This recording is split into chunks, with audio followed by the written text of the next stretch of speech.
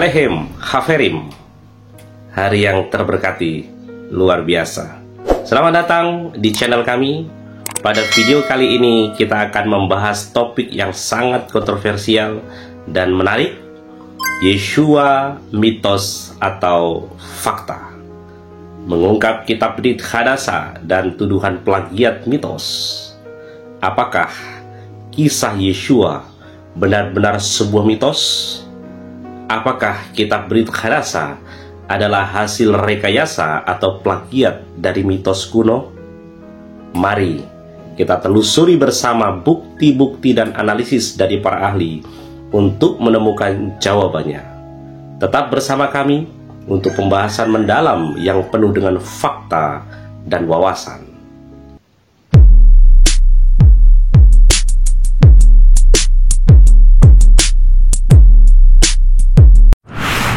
Baik, saudara-saudara yang terkasih, malam hari ini saya akan menyampaikan satu materi, yaitu tentang munculnya sebuah penyelidikan.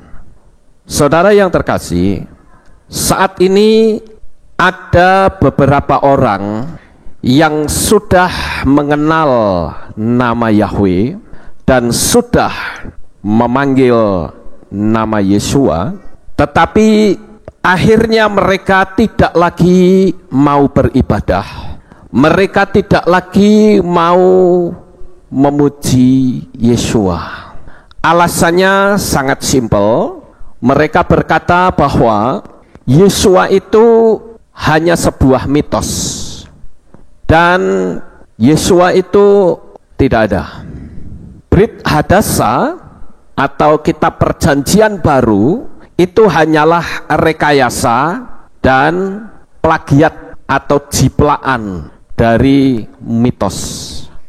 Saudaraku yang terkasih, rupa-rupanya di era globalisasi ini, di mana semua orang itu bisa mengakses dunia internet, siapapun, semua informasi-informasi itu masuk dengan mudah. Salah satu yang malam hari ini akan saya soroti adalah dengan munculnya situs yang dibuat tahun 1995 yang lalu oleh seorang sarjana independen perbandingan agama dan mitologi, seorang perempuan yang bernama D.M. Murdoch atau disebut Akharya. Nah, Bapak Ibu yang terkasih, rupa-rupanya situs ini betul-betul menggoncangkan orang-orang Kristen pada umumnya. Judulnya adalah Truth Be Known. Dan situs ini sekarang mulai banyak sekali diakses, bahkan banyak orang yang tertarik. Dan setelah mempelajari situs ini, orang akhirnya mengambil kesimpulan bahwa lebih baik saya ibadah di rumah sendiri saja. Saya tidak akan lagi datang beribadah, karena bagi saya Yeshua itu tidak lebih hanyalah sebuah kisah mitos, dan perjanjian baru atau Brit Hadasa tidak lain hanyalah plagiat atau jiplaan dari mitos tersebut. Kenapa orang bisa berpikir seperti itu, saudara-saudara? Tentu hal ini sangat penting sekali kita ketahui. Kenapa kok bisa seperti itu? Ternyata Bapak Ibu yang terkasih, di sana diceritakan tentang adanya dewa-dewa, yaitu dewa Atis dan dewa Mitra, itu memiliki identitas yang persis sama dengan Yesus Kristus. Saya menggunakan nama ini karena memang nama ini nanti saudara akan tahu. Kita sudah tidak lagi menggunakan nama Yesus Kristus. Tetapi selama kita berasumsi bahwa Yeshua HaMasyiah itu adalah Yesus Kristus tadinya, maka kita akan terbawa arus. Nah, sekarang saya perlu kasih penjelasan, saudara. Kenapa kok sampai orang tidak lagi mau beribadah? Karena rupa-rupanya Dewa Atis dan Dewa Mitra ini memiliki gaya hidup yang persis sama dengan Yesua. Dia lahir dari seorang perawan. Dia lahir tanggal 25 Desember.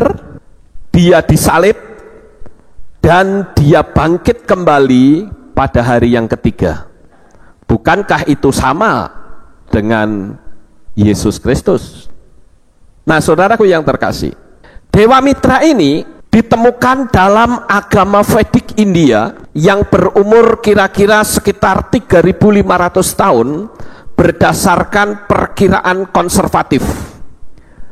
Dewa Mitra itu dikenal sebagai mitra atau mir karena ia juga disebut dalam bahasa Persia. Dan Dewa Mitra ini atau peribadatan, kepercayaan mereka itu sekitar 1.500 tahun sebelum Masehi. Ternyata ibadah mitra telah berhasil sampai ke timur dekat di kerajaan India dari Mitanni yang pada saat itu diduduki oleh Asyur. Dan kalau saudara mempelajari dari situs tersebut dan beberapa situs-situs yang lain, dan penyelidikan ini tidak salah, saudara. Saya katakan penyelidikan ini benar adanya, bahwa Dewa Mitra dan dewa-dewa yang lain itu memiliki kemiripan, memiliki kesamaan dengan Yesus Kristus. Saya ambil satu contoh. Kalau saudara melihat gambar seperti ini, jangan saudara berpikir itu Yesua, salah. Gambar yang saudara lihat ini sebetulnya adalah Dewa Mitra. Dan Dewa Mitra itu lahirnya tanggal 25 Desember. Dia juga lahir dari seorang perawan.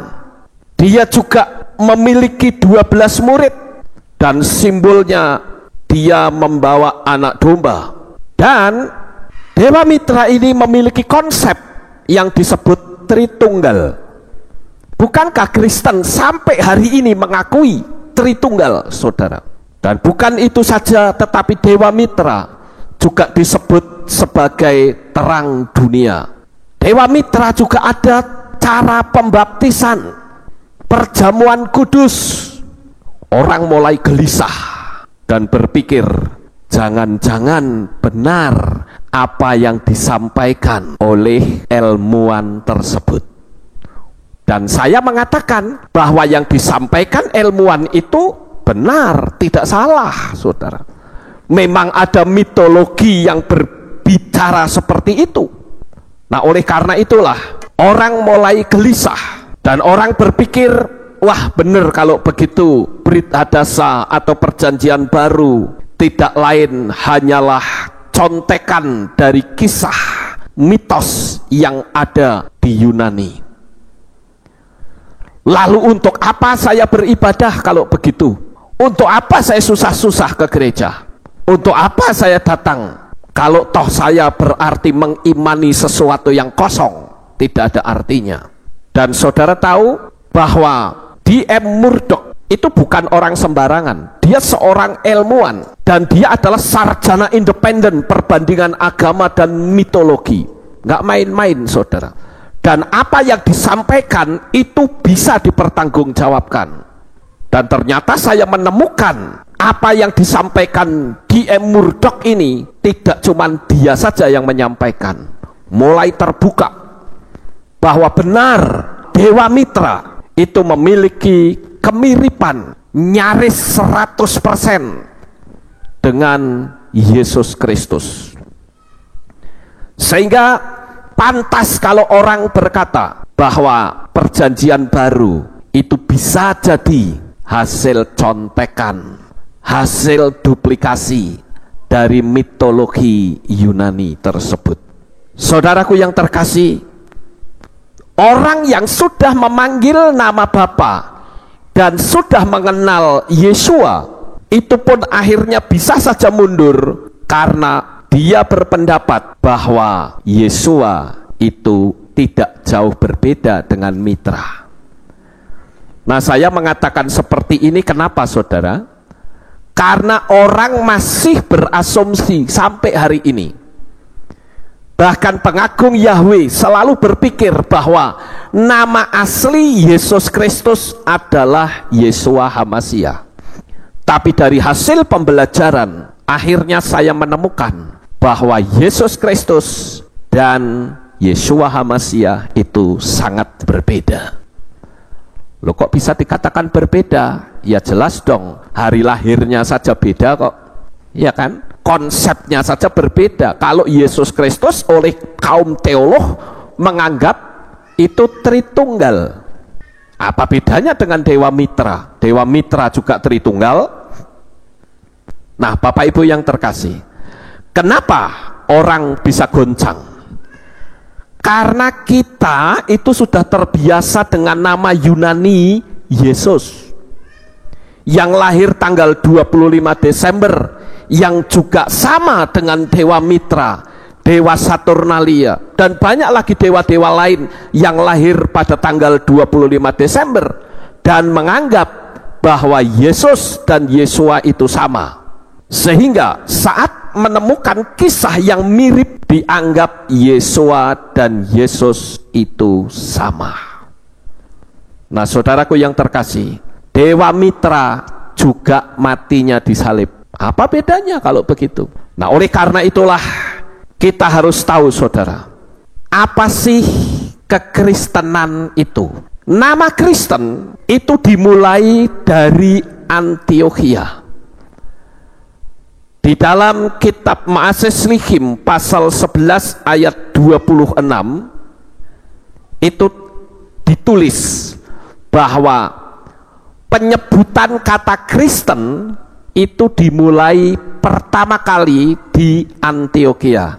Kita mulai membaca terlebih dahulu dari kitab Ma'ases Lihim atau Kisah Rasul pasal 11 ayat 26.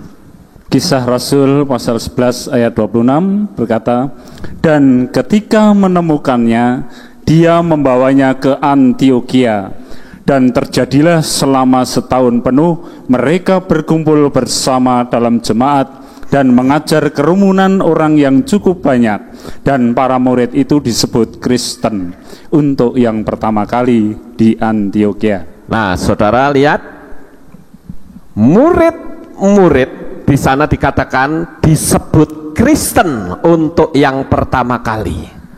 Saudara tahu Kristen itu diambil dari kata apa? Kristus. Mesianik diambil dari kata apa? Mesias.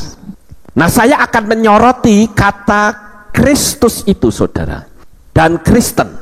Sebetulnya kalau saudara memperhatikan, kata Kristen itu bukan merupakan ungkapan bahwa murid-murid itu seperti Kristus. Salah. Sekarang saya buka rahasia yang selama ini terselubung, tersembunyi, yang tidak seorang pun yang tahu. Bahwa sebetulnya, saudara, yang disebut murid-murid itu adalah jemaat yang berbahasa Yunani, yang menyebut Yeshua itu sebagai Kristus. Sekali lagi, siapa sebetulnya orang yang disebut Kristen itu? Kristen itu sebetulnya adalah merupakan kata ejekan. Ya, Kristen adalah kata ejekan. Loh, kok diejek? Kenapa? Karena orang-orang yang memanggil Yeshua, mereka mengatakan Kristus, yang artinya yang diurapi. Nah, jemaat Yahudi itu tidak terima, maka orang itu dijadikan ejekan oleh orang-orang Yahudi. Karena apa, saudara? Karena istilah Kristus itu bukan seperti yang kita bayangkan. Kristus artinya yang diurapi oleh Roh Kudus. Itu keliru sekali. Tetapi Kristus atau Kristos itu sebetulnya adalah merupakan panggilan dari anak pertama dari imam wanita pada kuil 1000 imam wanita. Dan kata Kristus itu sebetulnya diambil dari nama minyak krisma. Minyak krisma sampai hari ini masih dipakai oleh agama Katolik. Dan kalau saudara melihat dalam liturgi Katolik yang ada yang namanya misa krisma, maka dia akan keluarkan 3 botol minyak yang ada huruf-hurufnya OI, OS, SC. Kita mungkin tidak tahu apa itu dan orang tidak pernah bertanya. Tetapi sebetulnya SC, OS, dan OI itu memiliki arti. SC itu singkatan dari Sacred Chrisma atau Krisma Suci. Minyak yang digunakan untuk pembaptisan, untuk konsekrasi uskup, dan konfirmasi. Ini minyak yang ditulis SC. Kemudian yang OS itu singkatan Oleum Sanctum. Ini adalah minyak katekumen yang digunakan untuk pembaptisan dewasa. Kemudian yang OI itu singkatan dari Oleum Infirmorum. Itu adalah minyak yang digunakan untuk penyembuhan dan minyak penyucian. Itu misa krisma, saudara. Kita memang tidak mengenal karena kita sebetulnya punya akar sumber itu ke Ibrani. Tetapi mereka itu Yunani dan mereka menggunakan bahasa Latin. Nah, kenapa sampai murid-murid itu diejek dengan sebutan Kristen?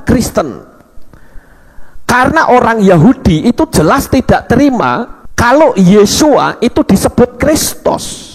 Karena Kristus pada waktu itu di sekitar Antiokhia itu merupakan penyebutan dari anak imam wanita dari kuil 1000 imam wanita.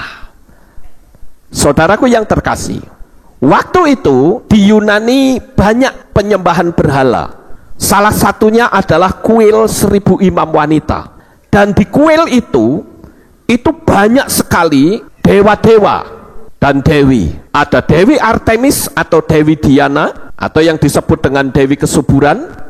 Kemudian ada pula Egeria, Nimfa, kemudian Dewa Absinthus, Dewa Hermes, Dewa Tutunus, Dewa Priapus, dan yang menjadi imam di kuil 1000 imam wanita itu tentunya adalah seorang wanita yang syaratnya adalah masih gadis.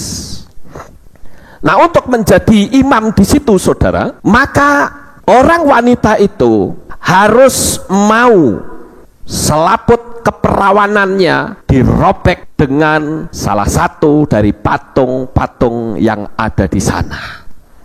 Apakah itu patung Dewa Absinthus?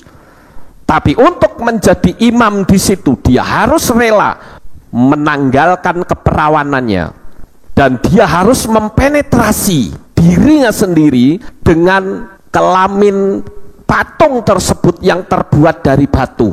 Harus dilumuri dengan minyak krisma.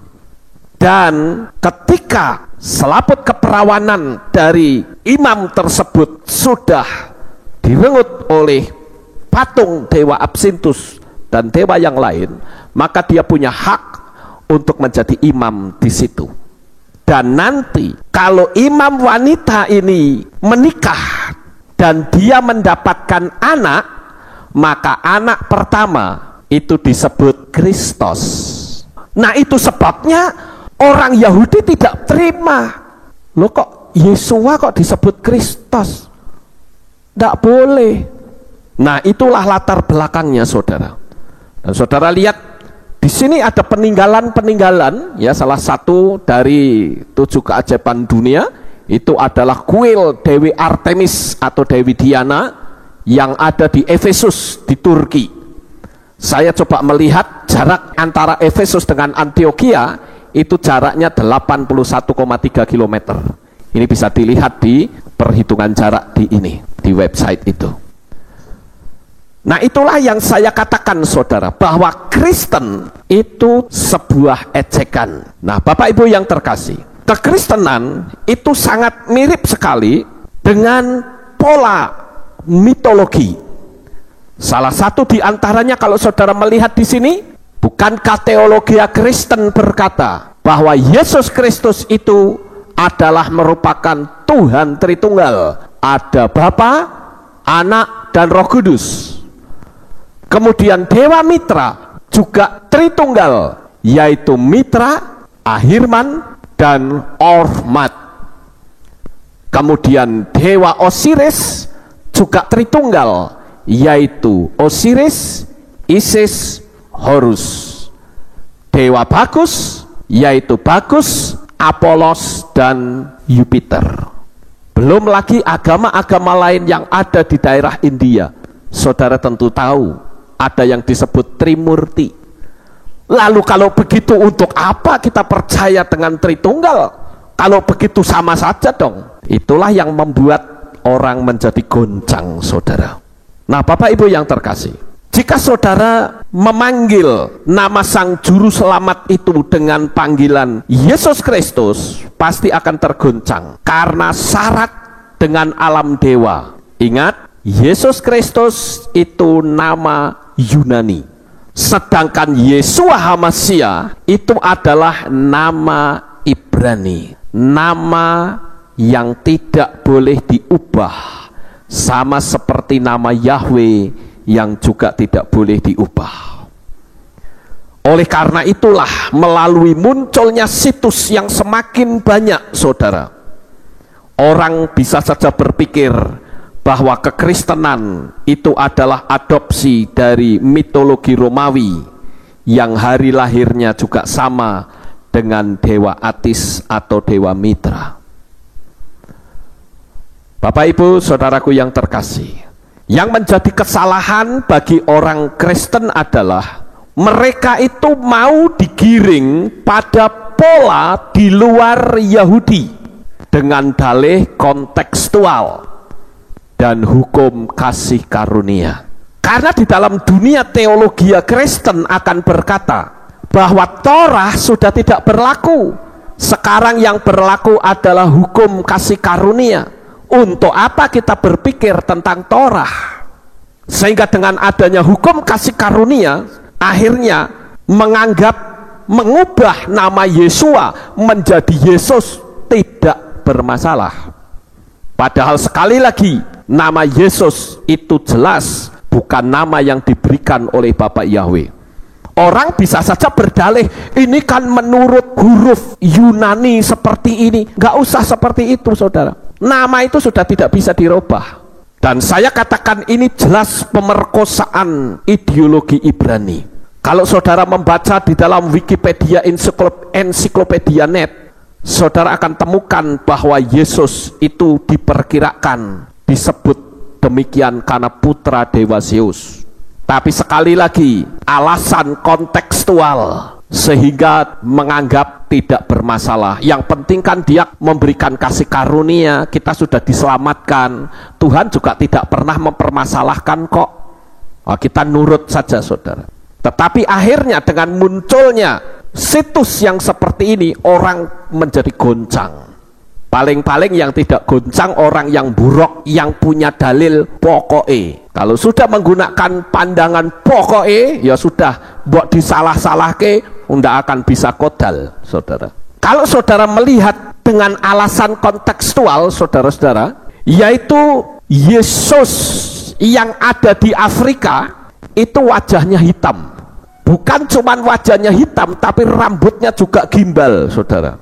Itu Yesus versi Afrika. Cuman sayang di Indonesia kok tidak Yesus pakai belangkon, saudara. Jadi orang Kristen ini mau kayak kerbau dicocok hidungnya. Dan ini sangat mengerikan sekali, saudara-saudaraku. Bahkan kalau saudara tahu tentang konsep teologi Kristen, mungkin saudara pernah mengenal apa yang namanya Hades, ya. Hades itu yang biasa kita ketahui adalah dunia orang mati, itu Hades. Tetapi tahukah saudara bahwa Hades itu juga sebetulnya ada sangkut pautnya dengan alam dewa. Makanya saya tidak menggunakan istilah yang berasal dari Yunani, Karena apapun yang berasal dari Yunani selalu akan berkaitan dengan alam dewa. Dunia Kristen mengatakan Hades itu diambil dari bahasa Yunani, dan itu adalah tempatnya dunia orang mati yang nantinya akan masuk ke neraka.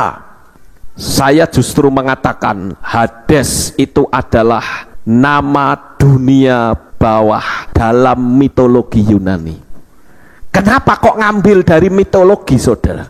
Kenapa kok tidak mengambil dari aslinya saja, yang sebetulnya itu dinamakan Sheol, itu bahasa Ibrani, tetapi menggunakan kata Hades. Dan Hades itu sebetulnya adalah dewa, putra tertua dari dewa Kronos dan dewa Rhea. Dia bersama dengan saudara-saudaranya mengalahkan para titan dan mengambil alih kekuasaan atas dunia.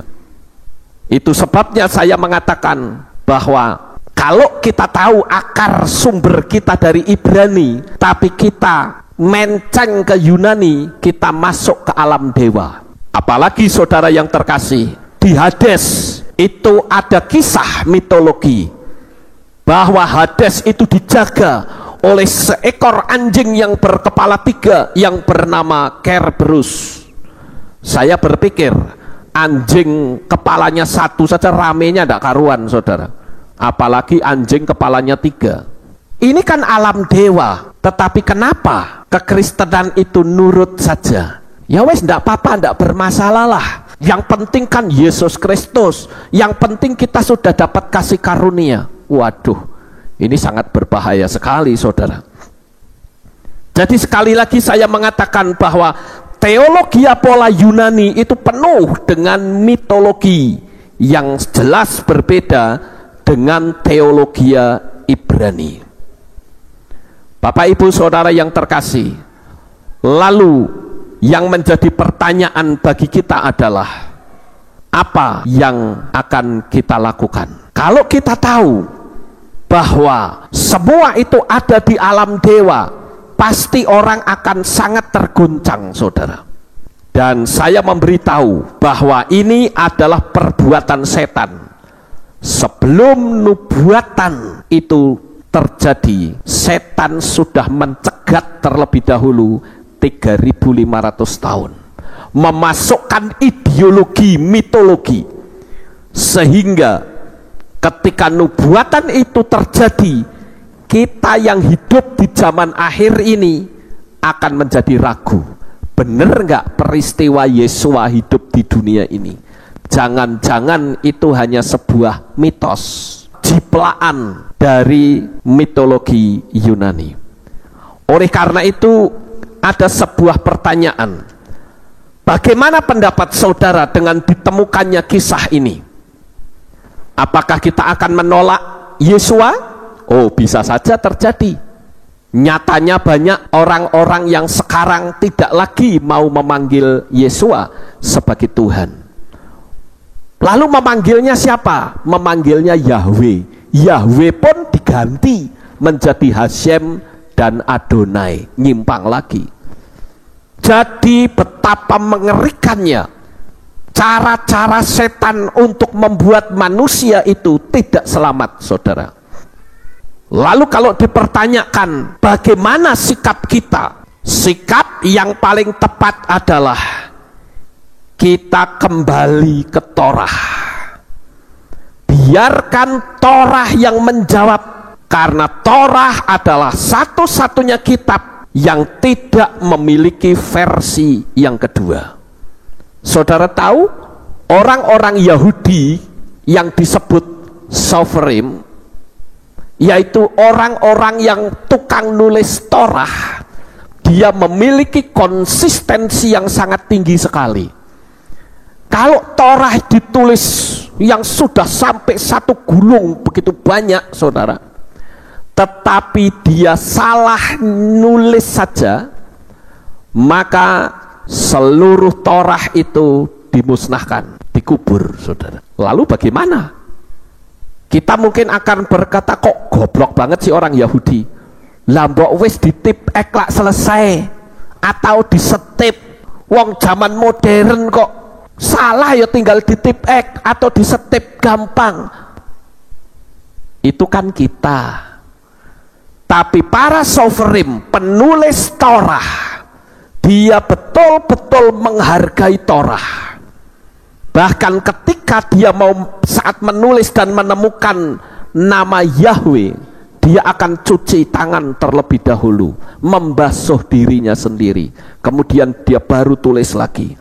Ketika satu kalimat dia tulis, dia akan berdiam diri dan merenungkan. Maka yang disebut dengan Torah kosher adalah Torah yang ditulis dengan tulisan tangan, dan itu harganya sangat mahal, saudara. Sementara orang-orang zaman sekarang dengan mudahnya melecehkan nama Bapa. Mengerikan sekali. Oleh karena itulah Bapak Ibu Saudara yang terkasih, dengan kita kembali ke Torah, maka kita akan menemukan jawaban yang paling tepat. Tetapi sangat disayangkan, dunia kekristenan itu sudah terang-terangan anti Torah. Kalau orang bicara Torah, seolah-olah itu sebuah momok yang mengerikan yang tidak perlu dihampiri. Tetapi saya mengatakan bahwa datangnya Yesua ke dalam dunia ini yang disebut dengan kasih karunia itu justru datangnya dari Torah. Tanpa Torah tidak mungkin Yesua datang ke dunia ini. Mengapa? Karena dari Torah ada nubuatan-nubuatan tentang Yesua.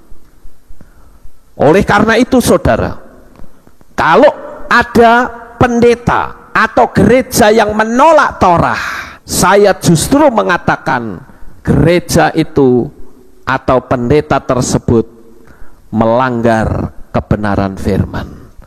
Tapi anehnya, Torahnya ditolak, perpuluhannya kok nggak ditolak ya saudara? Padahal kan perpuluhan itu Torah, betul nggak? Iya toh? Perpuluhan itu Torah saudara. Ingat, Torah itu adalah 5 kitab Moshe: Beresit, Shemot, Wayikra, dan seterusnya. Kejadian, Keluaran, Imamat itu Torah. Dan perjanjian lama itu disebut Tanakh. Tanakh itu singkatan Torah, Ketuvim, dan Neviim.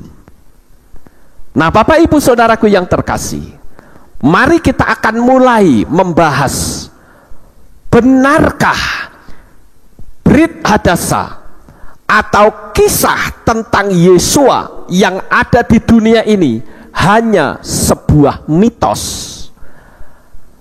Benarkah kisah tentang Yesua yang tertulis di dalam Brit Hadasa atau perjanjian baru itu hanya sebuah jiplaan saja?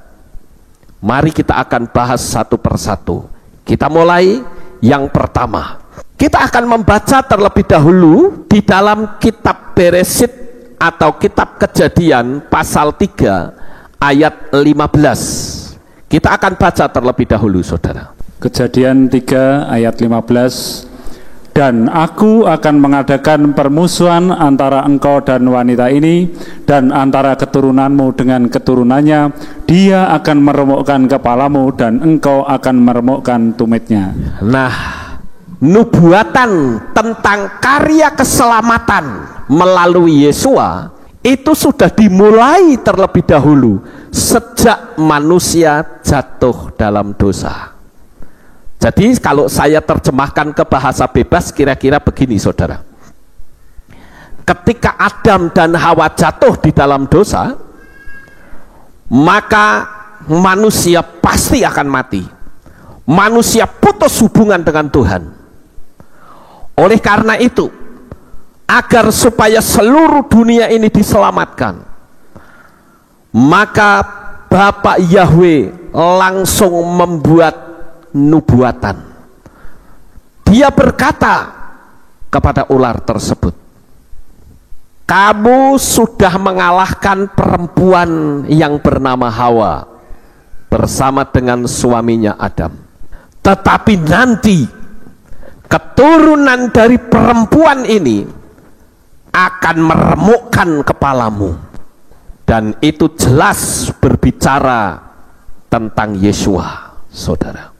Jadi kalau kita tanya kepada Torah, maka Torah memberikan jawaban bahwa sejak manusia jatuh di dalam dosa, Tuhan sudah persiapkan nanti keselamatan. Manusia akan ditutup lagi ketelanjangannya. Itu terbukti ketika Adam dan Hawa kedapatan dirinya telanjang. Dia menyemat daun pohon ara dan dia pakai untuk pakaian. Tapi usaha manusia itu sementara. Pakaian yang terbuat dari daun itu lama-kelamaan rontok. Akhirnya Bapak Yahweh sendiri yang memberikan kulit domba.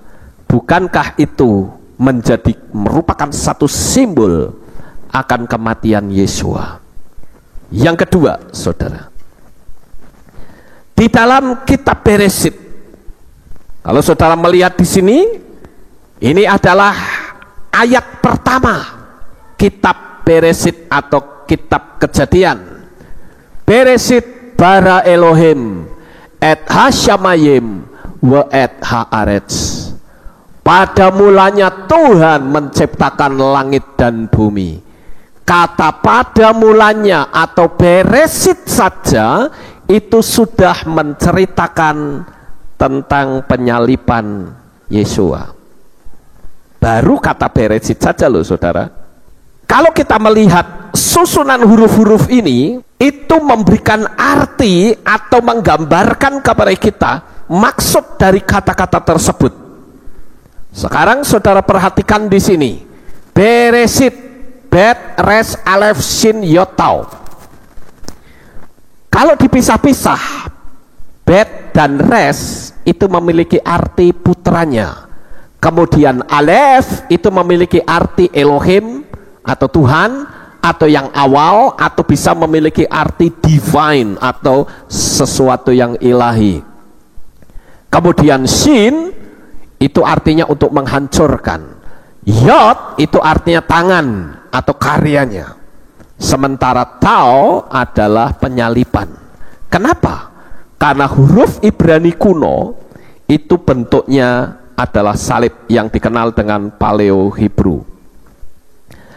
Nah, Bapak Ibu yang terkasih, kata bara, bar, dan alef itu kalau digabung memiliki arti putra Elohim adalah sang pencipta. Putra Elohim ini siapa?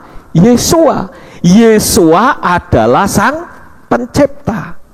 Makanya Yesua mengatakan di dalam kitab Yohanan kepada orang-orang yang menjadi alasan orang-orang itu membunuh Yesua adalah ketika Yesua berkata, kamu akan mati dalam dosamu kalau kamu tidak percaya bahwa akulah Dia. Kamu akan mati dalam dosamu. Bukankah itu cocok dengan kata Beresit? Dan ternyata tidak hanya sebagai sang putra atau pencipta juga, namun Beresit memiliki arti dari awalnya putra Elohim akan dihancurkan atau dibunuh oleh tangannya sendiri atau oleh karyanya sendiri, yaitu mati di atas kayu salib. Kalau kita menggunakan huruf-huruf Ibrani tadi dalam bentuk lambang, karena huruf Ibrani sebetulnya disebut piktograf. Piktograf diambil dari dua kata, picture dan grafik, atau huruf dalam bentuk gambar. Begitu juga saudara, hal yang ketiga, nama Yahweh juga berbicara tentang penyaliban Yesua. Kata Yod He Waw He itu sudah memiliki arti behold the nail, behold the hand. Lihatlah paku, lihatlah tangan. Atau lihatlah tangan, lihatlah paku. Bapak Ibu Saudara yang terkasih, bukankah ini merupakan gambaran dari Yesua? Kemudian yang paling penting bukan cuma nama Sang Juru Selamat, tetapi konsep keselamatan menurut Torah adalah adanya pengorbanan darah domba. Tanpa adanya pengorbanan tidak mungkin ada pengampunan. Sebentar lagi kita akan merayakan hari raya Yom Kippur.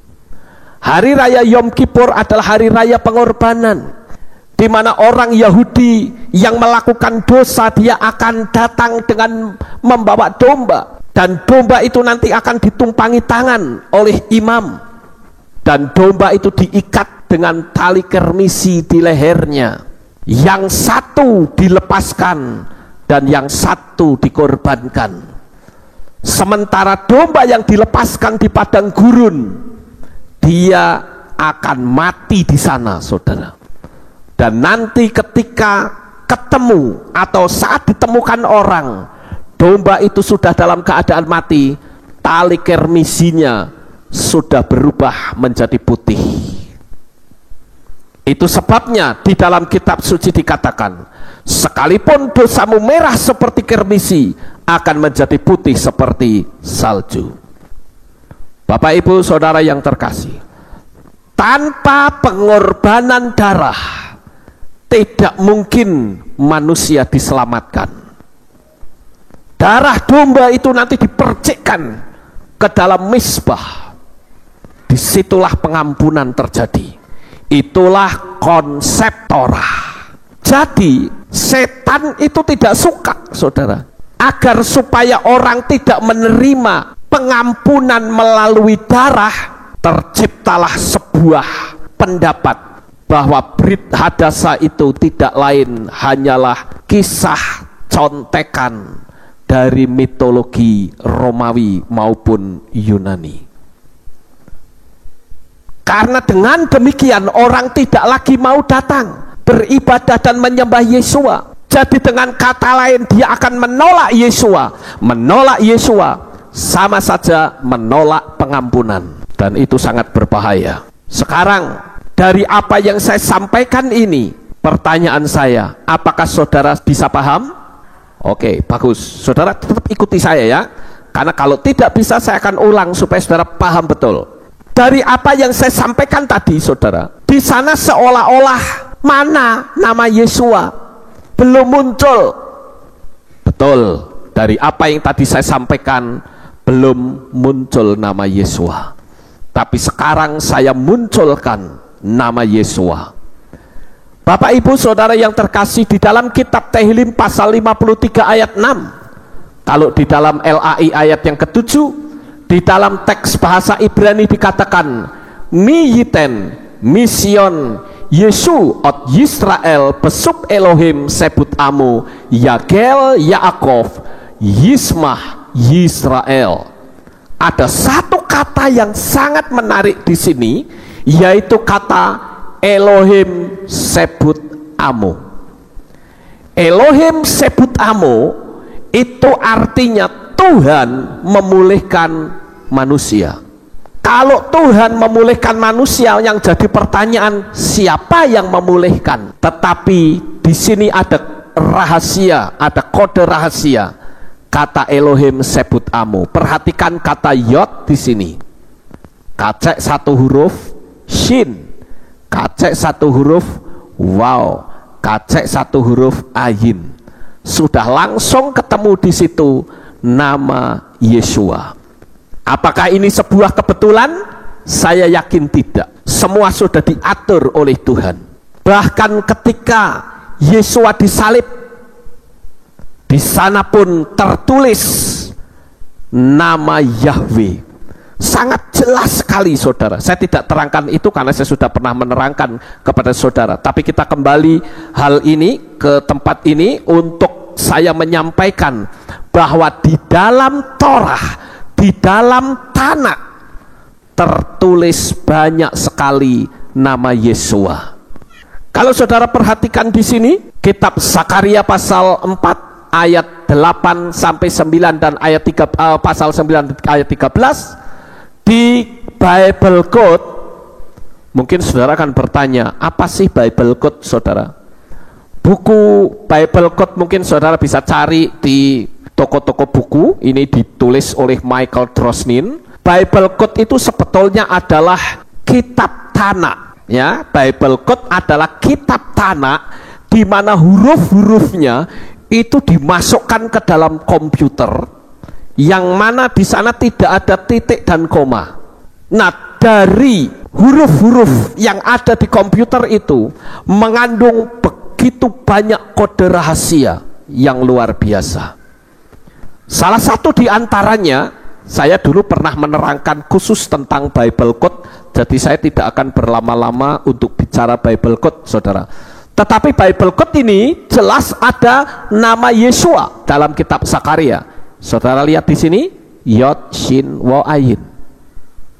Kemudian juga di sini di kitab Yesaya 51 dan Yesaya 53 juga terdapat nama Yeshua. Kemudian kitab Maleakhi pasal 3 ayat 1 sampai 19 juga terdapat nama Yeshua. Jadi di sini kita sudah melihat, memiliki satu pemikiran bahwa konsep Torah tentang keselamatan harus melalui darah, dan kita ketemu tentang nama yang menjadi korban itu, yaitulah Yeshua. Kita lihat lagi di tempat yang lain, yaitu di kitab Amsal pasal 30 ayat 4 sampai 6. Kalau saudara lihat di sini ada kotak-kotak yang bentuknya kayak salib, ya, dari atas ke bawah ketemu kata Yeshua. Sedangkan dari kanan ke kiri ketemu kata Hashem. Hashem di sini bukan berarti Yahweh loh, saudara. Bukan, tetapi Hashem di sini sudah ketemu merujuk kepada nama Yeshua. Nah, di dalam kitab Tanakh juga ada kode rahasia tentang nama Yeshua. Yang berikutnya, saudara-saudara, di dalam kitab Ratapan pasal 1 ayat 16 sampai 3, kemudian ayat 3, pasal 3 ayat yang kelima, itu juga ada nama Yeshua. Saudara lihat dari atas ke bawah, nama ini muncul lagi, saudara. Kemudian kalau saya urutkan lagi, maka kita akan menemukan banyak daftar tentang nama Yeshua. Di dalam kitab Bilangan sangat banyak sekali kode-kode yang menunjukkan bahwa itu adalah Yeshua. Ya, di kitab Bilangan pasal 5 ayat 15 dan seterusnya ada kata Yeshua Hamashiach. Kemudian pasal 11 ada kata Ben Elohim, Ben Elohim, ya. Kemudian yang di bawahnya Mim Yahweh. Kemudian ada lagi kata come from God, one like a son of man, descendant of David, ya. Jadi semua mengarah kepada Yeshua, saudara-saudara. Oleh karena itu saya memiliki kesimpulan. Perhatikan baik-baik caption ini. Di dalam Torah, saat manusia jatuh di dalam dosa, Tuhan ingin menyelamatkan manusia. Dia sudah menubuatkan tentang karya keselamatan. Tetapi saudara, sebelum nubuatan itu sampai di sini, dicegat terlebih dahulu oleh dunia setan, dan muncullah Mitra yang lahir tanggal 25 Desember, memiliki 12 murid. Dia juga melakukan banyak mujizat, mati pada hari yang ketiga dia bangkit kembali, dan memiliki hari ibadah hari Minggu. Dicegat terlebih dahulu di sini. Dan kita yang ada di zaman sekarang, kita jadi kebingungan, saudara. Akhirnya apa? Kita tidak pernah berpikir bahwa itu adalah cara setan untuk mencegat karya keselamatan Tuhan bagi manusia. Oleh karena itu, jangan menolak Torah, tapi kita harus kembali ke akar Ibrani, Karena konsep Yunani sebenarnya yang disebut oleh Rasul Paulus atau Rabi Shaul yang disebut dengan Injil yang lain dan Yesua yang lain. Coba kita akan baca terlebih dahulu di dalam kitab 2 Korintus pasal 11 ayat yang keempat dan Galatia 1 ayat yang ke-6. 2 Korintus 11 ayat 4. Karena ternyata kamu terus bertenggang rasa dengan baik, tak kala ada yang datang memberitakan Yesua yang lain yang tidak pernah kamu beritakan, atau kamu menyambut roh yang berbeda yang tidak pernah kamu sambut, atau Injil yang berbeda yang tidak pernah kamu terima. Kemudian Galatia 1 ayat 6. Aku heran bahwa demikian cepat kamu berpindah dari Dia yang telah memanggil kamu ke dalam anugerah Hamasia kepada Injil yang berbeda. Nah, saudara lihat di situ. Ada Injil lain, Injil yang berbeda. Ini sangat mengerikan. Ada Yesua yang lain, ya. Jadi karena kita hidup di zaman sekarang, saat yang asli disodorkan kita tidak bisa terima karena sudah terlalu nyaman. Bahkan yang asli justru dianggap sesat. Kita sudah dari dulu kan dari sini kan. Nah, kita sedang menerima pemulihan, saudara. Tapi sekarang muncul pengajaran-pengajaran dari luar yang seperti itu, kita bingung, saudara. Ada orang yang bertanya sama saya, pertanyaannya begini. Menurut Pak Lukas, Yesus dan Yesua itu sama atau tidak? Kalau saya tanya kepada saudara, pasti saudara mampu menjawabkan saya. Yesus dan Yesua sama atau tidak? Tidak sama. Jadi jangan sekali-kali kita menyamakan pribadi Yesua dengan Yesus. Kalau Yesus disebut lahir tanggal 25, terserah. Itu bukan urusan kita. Yesus disebut pribadi yang kedua dari Bapa, Bapa, Putra, Roh Kudus, 3 pribadi yang dikenal dengan Tritunggal, silahkan. Teologi Ibrani tidak mengenal hal seperti itu, saudara. Oleh karena itu, kalau ada orang yang mengatakan jangan-jangan kisah yang terdapat dalam Brit Hadasa itu hanyalah mitos belaka, maka saya akan berkata, coba tanya pada pelaku sejarah seperti Petrus, Andreas, Yohanes, dan dia yang melihat peristiwa itu. Dia pasti akan berkata bahwa cerita mitologi itu tidak ada faktanya sama sekali, dan ini sangat berbeda dengan Yesua. Karena aku melihat sendiri, aku makan bersama-sama. Sementara mitologi Yunani itu tidak ada jejak sejarahnya. Sampai di sini saudara paham? Kita lanjut, saudara-saudara. Dan saya katakan setan itu berusaha untuk menggagalkan karya keselamatan manusia melalui darah Yesua dengan munculnya mitologi bangsa-bangsa penyembah berhala, dan agar orang menjadi ragu, sehingga orang akan mempertanyakan, jangan-jangan kepercayaanku hanyalah sebuah mitologi belaka. Jangan-jangan saya mengimani sesuatu yang kosong. Tetapi kembali lagi saya katakan, coba tanya kepada pelaku sejarah. Tanya pada Petrus, tanya pada Andreas, tanya pada jemaat mula-mula yang mengalami penganiayaan besar-besaran. Saudaraku yang terkasih, kenapa mereka rela dianiaya? Kepada siapa mereka mengimani? Jadi saudara bisa membandingkan, kalau saya katakan bahwa setan mencegat kisah ini, kisah tentang penyelamatan melalui darah Yesua, dicegat 3000 tahun sebelumnya atau 3500 tahun sebelumnya, agar manusia menjadi bingung, confused, bingung, aku tidak tahu apa yang harus aku lakukan. Itu saya bisa membandingkan saat Moshe atau Musa mengajak bangsa Israel keluar dari Mesir. Musa mendatangi Firaun Dia berkata, biarkan umatku pergi. Apakah Fir'aun mengizinkan? Tidak. Kalau kamu tidak mau mengizinkan bahwa aku itu betul-betul datang dari Bapak Yahweh, lihat, dia ambil tongkat, ditaruh ke bawah, tongkatnya jadi ular. Untuk sementara Fir'aun terkejut, tapi keterkejutan Fir'aun hanya sebentar saja. Lalu dia katakan, stop, hei ahli sihir, buat hal yang sama. Ahli sihir bisa nggak bikin hal yang sama? Bisa saja. Sehingga orang menjadi bingung, jemaat Israel bingung.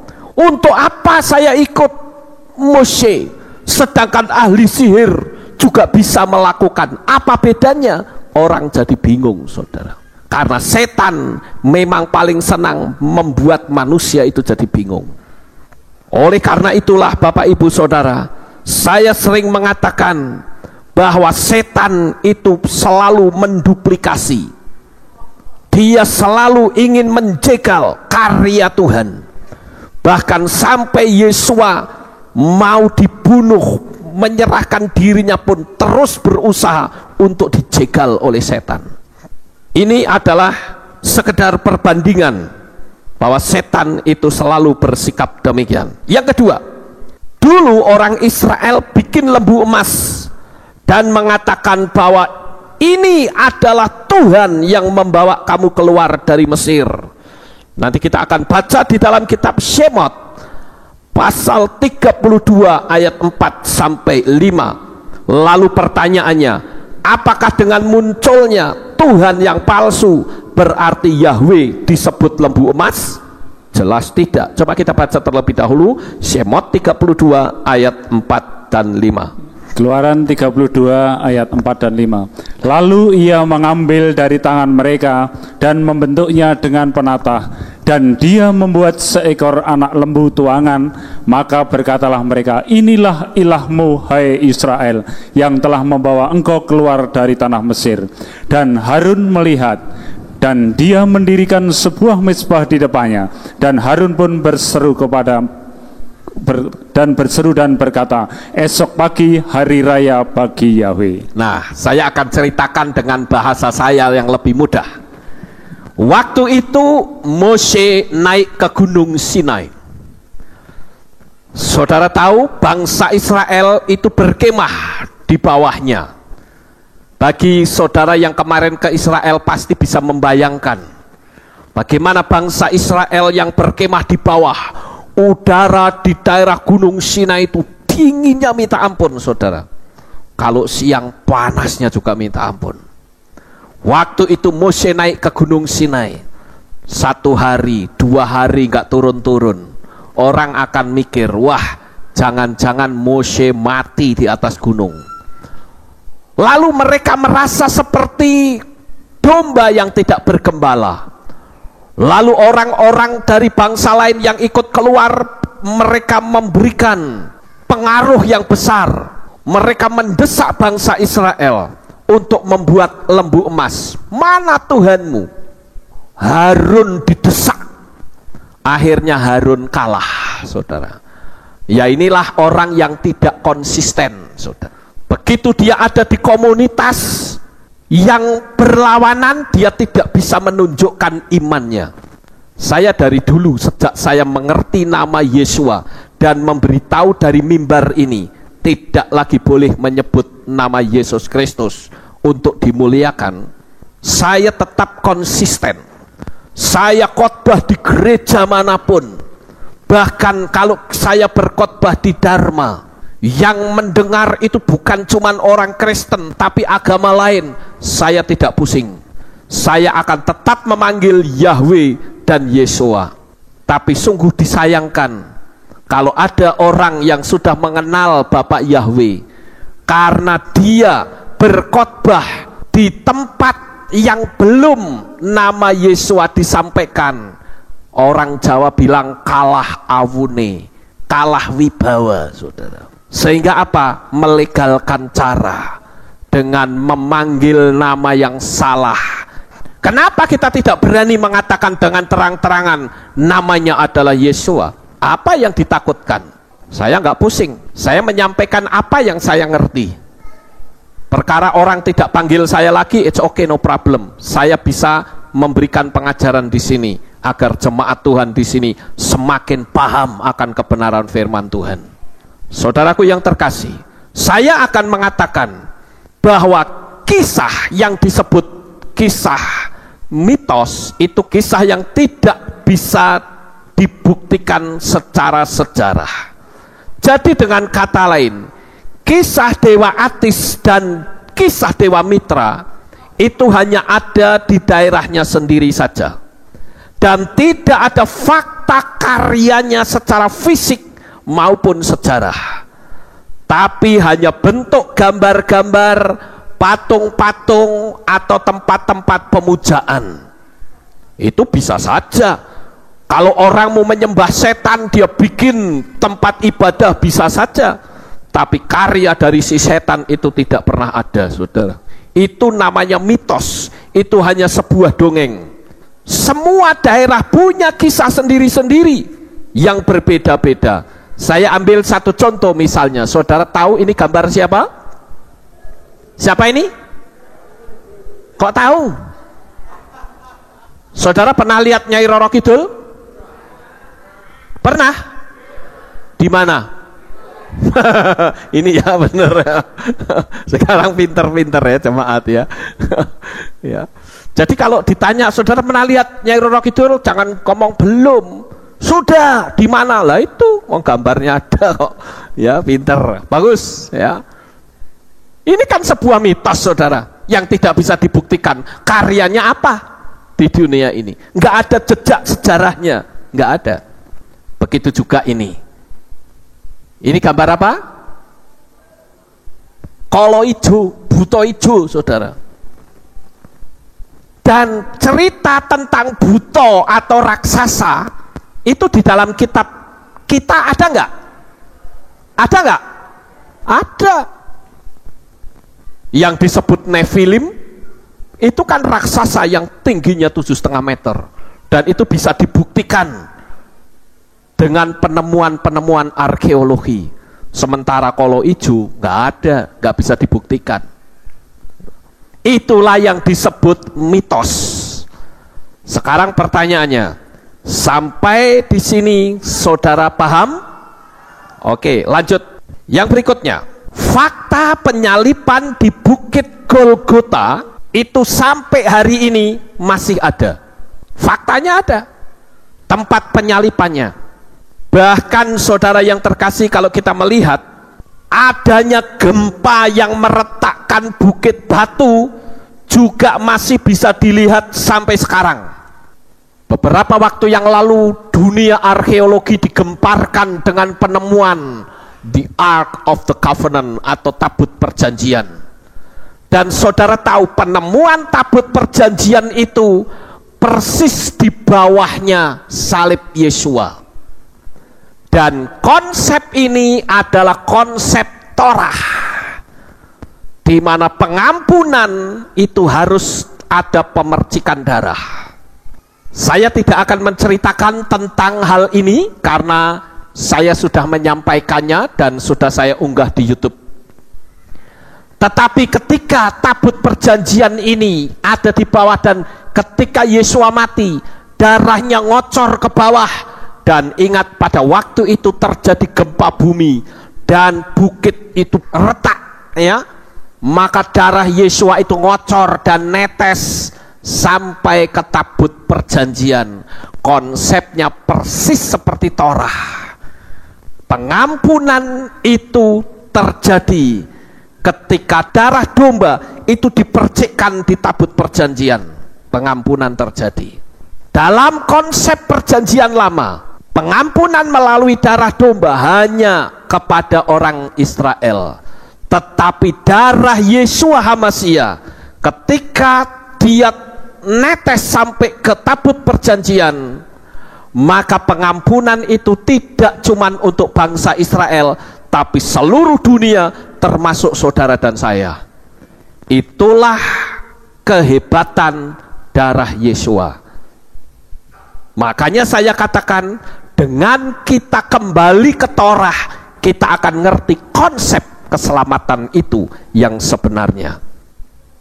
Yang berikutnya, nubuatan Yesua tentang hancurnya bait suci itu digenapi pada tahun 70 oleh Jenderal Titus, yang juga bisa dilihat sampai sekarang. Coba kita akan baca di dalam kitab Matiyahu atau kitab Matius pasal 24 ayat yang kedua. Matius 24 ayat yang kedua. Namun Yesua berkata kepada mereka, "Tidakkah kamu melihat semuanya ini? Sesungguhnya aku berkata kepadamu, sekali-sekali di sini tidak akan dibiarkan batu di atas batu yang sama sekali tidak akan diruntuhkan." Nah, Bapak Ibu yang terkasih, saya akan ceritakan kembali dalam bahasa yang saudara mudah mengerti. Waktu itu Yesua sedang berbicara kepada ahli Taurat dan orang Farisi. Yesua katakan, rombak bait suci ini dan dalam 3 hari aku akan membangunnya kembali. Ahli Taurat berkata apa? Dia katakan, engkau akan membangunnya dalam 3 hari? Kami membangun 40 tahun lamanya. Dia tidak tahu bahwa Yesua sedang berbicara itu untuk dirinya sendiri. Tapi ahli Taurat dan orang Farisi membanggakan bait suci yang megah, yang mewah dengan ornamen-ornamen yang hebat. Tapi Yesua mengatakan, kau lihat bahwa batu tidak akan bertumpuk di atas batu yang lain. Ketika orang Yahudi membanggakan bait sucinya, Yesua katakan, apa yang kau banggakan akan runtuh, tidak ada batu yang masih berdiri di atas batu yang lain. Ucapan Yesua itu digenapi, saudara. Ketika tahun 70 terjadi invasi besar-besaran dari Romawi, Jenderal Titus masuk ke Yerusalem dan kota Yerusalem dibakar habis. Bukan cuma kota Yerusalem, tapi bait suci yang menjadi kebanggaan orang-orang Yahudi ikut dibakar. Itu sebabnya ada peristiwa Tis'a B'Av. Kemarin pada tanggal 5 Agustus kita merayakan peringatan Tis'a B'Av. Orang Kristen tidak tahu hal ini, saudara. Tapi kita yang mengakar kepada Ibrani, kita tahu bahwa perayaan Tis'a B'Av itu adalah perayaan memperingati terbakarnya bait suci, runtuhnya bait suci. Dan setiap tanggal 9 bulan Av selalu ada roh maut yang mendekati bangsa Israel. Dan itu membuktikan bahwa apa yang diucapkan Yesua itu betul-betul nyata. Jadi Yesua betul-betul ada di dalam dunia ini, bukan mitos, saudara. Tidak jiplak, tidak sama sekali. Kemudian kita lihat yang berikutnya, saudara-saudara. Yesua itu selalu ucapannya merujuk pada Torah, sedangkan Dewa Mitra tidak tahu menau tentang Torah. Jadi sekalipun nampaknya mirip, tapi kalau yang palsu akan ketahuan juga. Jangan sampai kita berpikir, oh itu Brit Hadasa palsu. Tidak bisa. Kalau palsu berarti Tis'a B'Av tidak akan ada. Kenapa? Karena itu adalah merupakan hasil dari ucapan Yesua. Saudaraku yang terkasih, sekali lagi saya katakan bahwa Yesua itu selalu merujuk pada Torah. Perhatikan gambar ini, saudara. Kenapa Yesua mengobrak-abrik orang yang jualan di depan bait suci? Karena pola Torah adalah, sekali lagi, pengampunan itu harus memercikkan darah. Ada orang yang berbuat dosa, dia minta diampuni, dia mesti cari domba, dia cari burung tekukur, atau dia cari lembu. Dan untuk mendapatkan binatang itu tidak mudah, karena binatang nanti ketika diserahkan imam akan dilihat binatangnya ini sesuai klasifikasi atau tidak. Kalau tidak sesuai klasifikasi, didis, tidak bisa diterima. Dosamu belum diampuni. Jadi orang akan bersusah payah mencari baik domba maupun lembu. Tetapi kali ini pedagang-pedagang melakukan kolusi dengan ahli Taurat dan orang Farisi. Saya bisa membayangkan waktu itu para pedagang berkata kepada ahli Taurat, "Pak, bagaimana kalau daripada jemaat Israel angel nyarinya, saya tak menyediakan saja domba-dombanya tak jual di depan, tapi nanti kita akan dapat untung, nanti Bapak saya kasih fee. Mau nggak kira-kira?" Mau. Ahli Taurat senang sekali, saudara. Bayangkan, untuk orang membeli domba itu tidak boleh menggunakan uang yang dibawa dari rumah, tidak boleh. Dia harus membeli uang yang sudah dalam tanda petik disucikan. Makanya ada meja-meja penukar uang ditunggang balikkan. Karena orang tidak boleh membeli dengan uang dari saku untuk beli domba, tidak boleh. Tapi harus beli uang dulu, saudara. Uang yang sudah disucikan. Dan itu nilainya lebih tinggi. Saudara tahu kan ilmu perdagangan ini, saudara? Ya. Licik sekali mereka. Sehingga karena itu legal menurut ahli Taurat, tetapi menurut Yesua itu ilegal. Maka Yesua mengobrak-abrik semuanya ini. Karena dengan adanya orang jualan di situ, Yesua katakan orang akan semakin jahat. Kenapa? Dia tidak perlu susah-susah. Yang penting aku punya duit, aku mau melakukan apa bisa saja. Saudaraku yang terkasih, Yesua selalu merujuk kepada Torah.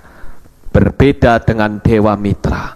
Yang berikutnya, Dewa Mitra atau Atis tidak ada sangkut pautnya dengan suku Israel maupun suku Yehuda dan tidak tahu menau tentang Torah. Tapi Yesua itu jelas dia berasal dari suku Yehuda, seperti nubuatan-nubuatan yang disampaikan oleh para nabi. Tepat sekali, saudara. Makanya sekalipun setan menyodorkan sesuatu yang mirip, akan ketahuan kalau kita menguji melalui Torah. Kalau kita tidak menguji melalui Torah, kita tidak akan tahu, saudara. Kita harus ngerti konsep Torah itu sendiri. Yang berikutnya, saudara, Yesua memberitakan nama Bapa Yahweh, sedangkan dewa-dewa itu tidak pernah bicara tentang nama Bapa. Kita baca Yohanan pasal 17 ayat yang ke-6. Yohanan 17 ayat 6. Aku telah menyatakan namamu kepada orang-orang yang telah engkau berikan kepadaku dari dunia ini. Mereka adalah milikmu dan engkau telah memberikan mereka kepadaku dan mereka telah memelihara firman-Mu. Nah, saudara lihat di sana, Yesua berkata apa? Aku telah menyatakan. Kata menyatakan itu diambil dari kata nyata, yang berarti sebelumnya belum nyata, perlu Yesua nyatakan, dan yang dinyatakan itu adalah nama Bapa. Jadi sangat jelas sekali Yesua menyatakan nama Bapa. Kalau Yesua saja menyatakan nama Bapa, masa kita mau menutupi nama Bapa? Kita mau menghilangkan nama Bapa dengan panggilan Hashem atau Adonai? Itu jelas melanggar Torah, melanggar kebenaran firman Tuhan. Yang berikutnya, Yesus Dewa Mitra Atis itu lahirnya tanggal 25 Desember, sedangkan Yesua itu lahir tanggal 15 bulan Tisri. Mungkin saudara akan bertanya, kok ngerti? Emangnya di kitab suci ditulis jelas-jelas 15 Tisri? Oh, Kalau saudara yang berpandangan dan berpikir Yahudi, saudara akan gampang untuk menemukannya. Yaitu apa? Yesua disunat pada hari ke-8. Pada perayaan Sukot, hari ke-8 adalah penutupan Sukot yang disebut dengan Simkat Torah. Jadi apapun, sekalipun mirip, ya, dia lahir dari perawan, dia lahir tanggal 25, ya, dia memiliki 12 murid dan sebagainya, tapi tetap tidak akan sama dengan Yesua. Saya ambil contoh, di seputar perayaan Natal tanggal 25 saja, ada satu tokoh yang disenangi oleh banyak anak-anak, yaitu Sinterklas. Bahkan saya sering melihat ada orang-orang yang sudah percaya Bapak Yahweh senang foto bareng sama Sinterklas, saudara. Kalau di mal-mal begitu ada Sinterklas, foto bangga sama Sinterklas. Itu kan tokoh fiktif, mitologi. Banyak sekali penyimpangan-penyimpangan yang terjadi. Makanya tidak heran kalau ada karikatur yang menanyakan, "Where are you in the Bible?" Kamu di mana di kitab suci? Nggak ada. Kok orang kok ya seneng, saudara.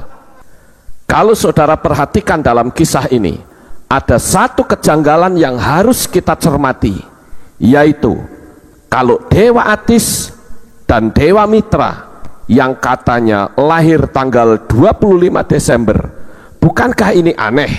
Kenapa?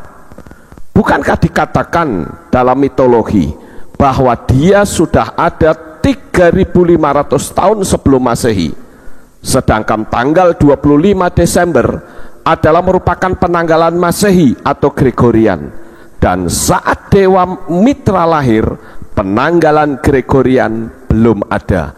Dan ini satu hal yang harus kita cermati. Jangan kita main telan mentah-mentah.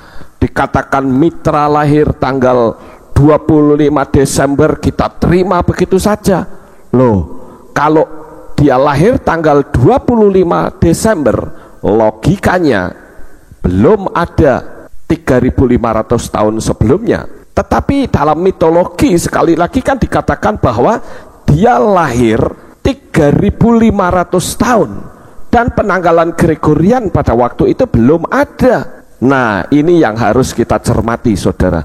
Jangan kita dengan mudah menelan mentah-mentah. Yesus disebut lahirnya tanggal 25 Desember, beda dengan Yesua. Dan ini kalau saya ngomong seperti ini, mungkin orang yang sudah ngerti akan ngomong gini, enggak, Yesus itu lahirnya enggak tanggal 25. Kalau ditanya, "Jok lahirnya kapan?" Orang enggak tahu. Loh, kok kamu sudah ngerti Yesua tidak lahir tanggal 25, kok kamu tetap merayakan? Ya kan sudah tradisi. Ini pola Yunani kayak gitu, saudara. Pola Yunani itu memperkosa kebenaran.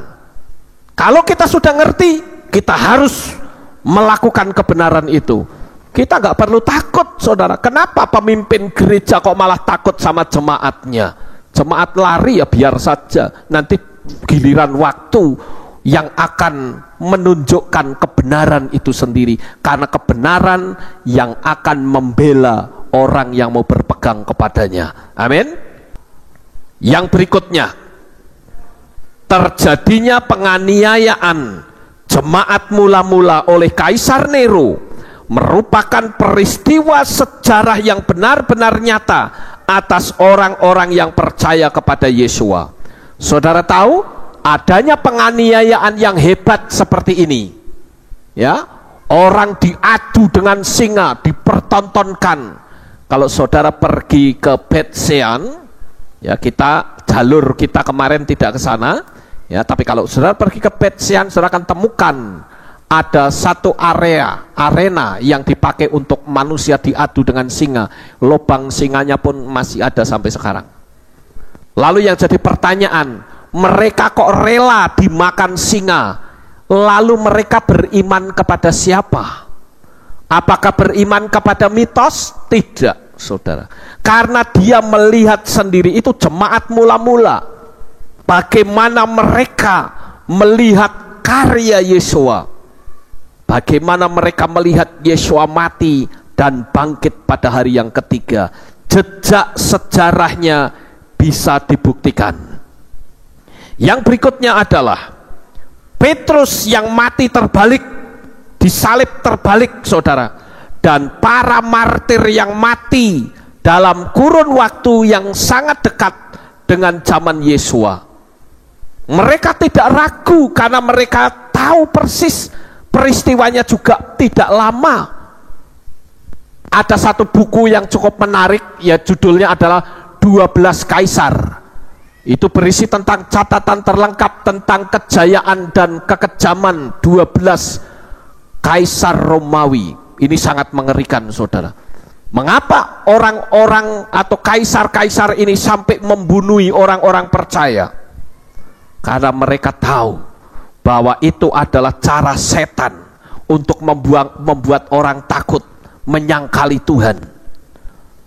Kemudian yang berikutnya, kalau Yesua itu hanya sebuah kisah rekayasa bohong, maka tidak ada pula jemaat Yahudi di Asia Kecil, yaitu 7 kehilat di dalam kitab Gilyahna. Tapi faktanya sampai sekarang menjadi objek wisata.